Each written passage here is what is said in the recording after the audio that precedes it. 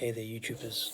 Welcome to Rugby Fanatic channel, where we enjoy match highlights and rugby analysis, where we talk about rugby. So please subscribe to my new channel.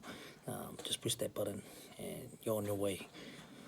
Let's dive into it. We're just going to talk about the Rugby Championship game, the clash between All Blacks and the Wallabies. Congratulations on the ABs for winning the Bledisloe Cup, and they get to keep it for another year. It was a good victory. It was average, I should say, to be honest, and I think it was a lucky one too. And let's just be honest, I thought that the Australians were going to clinch their win in the second half, and man, I was a bit nervous for the ABs on the weekend. Let's just be honest, but yeah, they won it. So hey, win is a win. So they claimed the Bledisloe Cup. So it belongs to the cabinet for another year. So my thoughts on the game from last week, just analysing the All Blacks' performance last weekend. Obviously, the first half they had their momentum over the Aussies. They scored a lot of points against the Aussies. I thought it was going to be a cricket score, and then come half time, the second half, there was a bit of a momentum shift.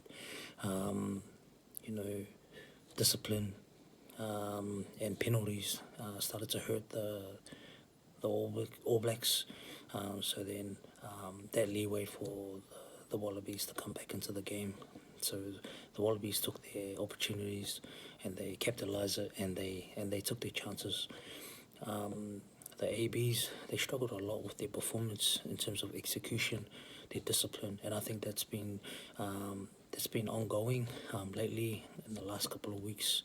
Obviously for Argentina and South Africa, they've struggled with their discipline and their execution in terms of their attack. It hasn't been the same All Blacks that we usually, watch back, with their attacking style.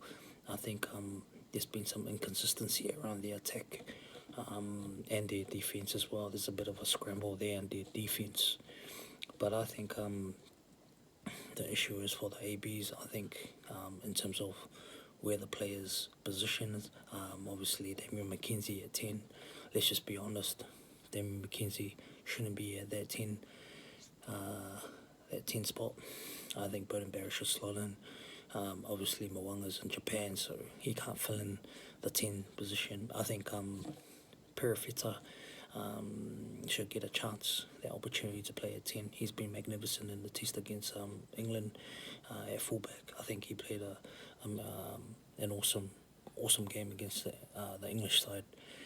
I think he should come back to the mix. I think he should try and fill in that 10 spot, if not Barrett.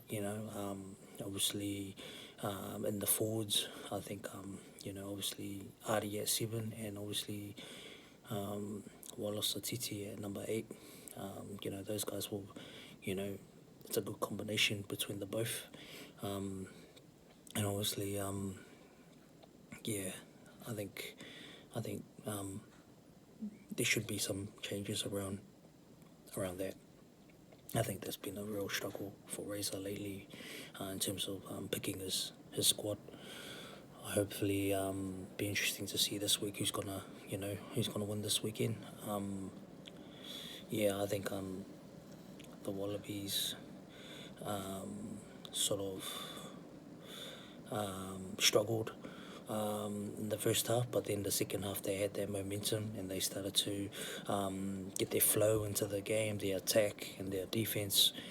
But I think the All Blacks were very lucky last weekend, but they just got the win. So I think I was a little bit disappointed in terms of the press conference from Razor. I think he said that he was happy with the performance. I think there's been some concerns in terms of their, consistency around, the players' performance. I think that needed to be addressed on the press conference, and I think obviously there's a saying that Rome wasn't built in a day, so Razor's still finding his feet at the moment. He's trying to find his groove, find his way to sort of work the combination between the players. I think that's been a struggle for Razor lately, but I think when you think about the Rugby Championship competition, I think the All Blacks, they're not as bad, they're not too bad, they're not doing worse either.